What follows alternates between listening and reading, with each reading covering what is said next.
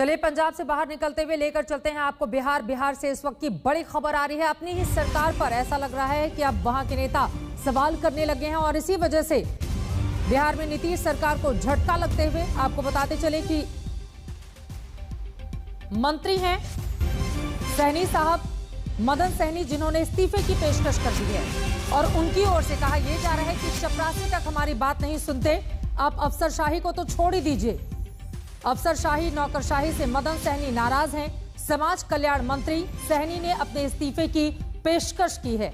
उनका यह कहना है कि उनकी सुनी नहीं जाती, मंत्री रहते हुए भी नौकरशाही अफसरशाही हावी है, उनकी बातों पर गौर नहीं किया जाता। इसी वजह से समाज कल्याण मंत्री ने इस्तीफे की पेशकश की है।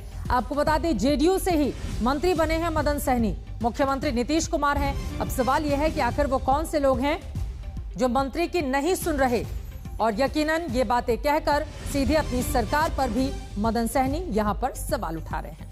अब आगे बिहार की राजनीति में क्या होता है, इस पूरे मामले के सामने आने के बाद इस पर रहेगी हमारी नजर। आगे बढ़ते हुए बात अब आतंकी साजिश की। दरभंगा रेलवे स्टेशन पर हुए धमाके की साजिश का खुलासा हो गया है। एनआईए ने हैदराबाद से 2 आतंकवादियों को गिरफ्तार किया है। इमरान और नासिर नाम के ये आतंकी लश्कर तैयबा से जुड़े हुए हैं। इनसे पूछताछ में दहशतगर्दी की बड़ी साजिश सामने आई है, जिसके तार यूपी के शामली होते हुए पाकिस्तान तक जा पहुंचे हैं।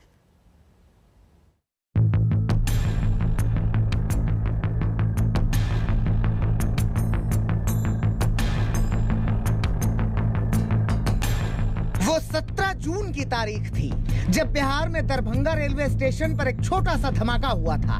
लो इंटेंसिटी के इस धमाके ने बहुत शोर तो नहीं किया, लेकिन जांच एजेंसियों ने इस धमाके के पीछे छिपे आतंकी बारूद को सूंघ लिया था और करीब 2 हफ्ते बाद एनआईए ने बताया कि इस छोटे धमाके के पीछे बहुत बड़ी आतंकी साजिश थी। उन्होंने सिकंदराबाद रेलवे स्टेशन के सीसीटीवी फुटेज से चंद शख्स की पहचान की और उनको हिरासत में लिया। उनकी पूछताछ से इस पूरे जो टेरर मॉड्यूल है उसका पर्दाफाश हुआ।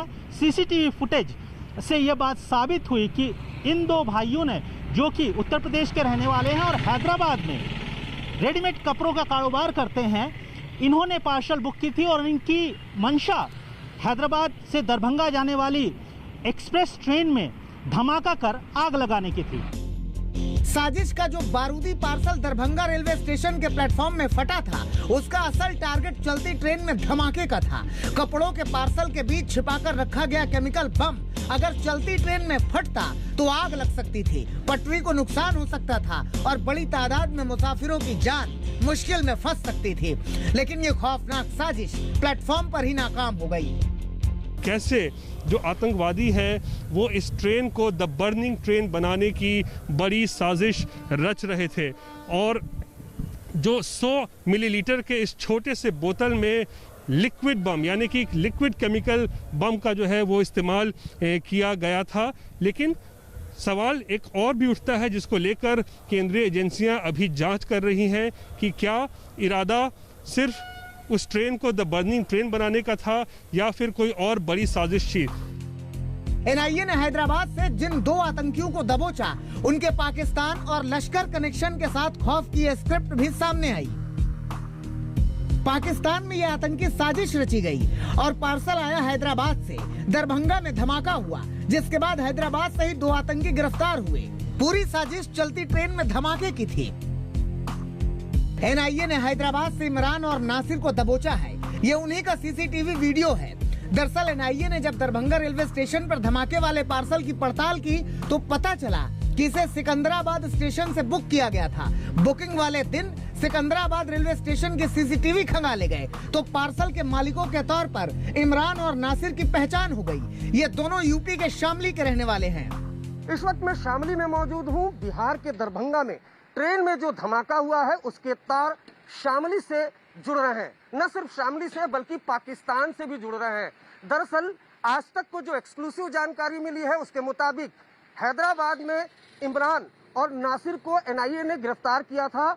इमरान के मोबाइल पर पाकिस्तान से बम बनाने का एक वीडियो आया था, उसी को देखकर इमरान ने पार्सल बम बनाया था और ट्रेन में रखा था। इसके अलावा जो सबसे चौंकाने वाला खुलासा है वो खुलासा ये है कि शामली का रहने वाला ही सलीम नाम का एक शख्स, उसी ने हैदराबाद में गिरफ्तार इमरान और नासिर को रिक्रूट किया था और बम धमाकों को अंजाम देने के लिए कहा था। एनआईए सूत्रों का यह भी कहना है कि दरभंगा वाली साजिश असल में एक ट्रायल थी। अगर आतंकी इसमें कामयाब होते तो देश भर में भारतीय रेलवे के नेटवर्क को इसी तरह टारगेट करने का प्लान था। हैदराबाद से आशीष पांडे और शामली से अरविंद ओझा के साथ आज तक ब्यूरो।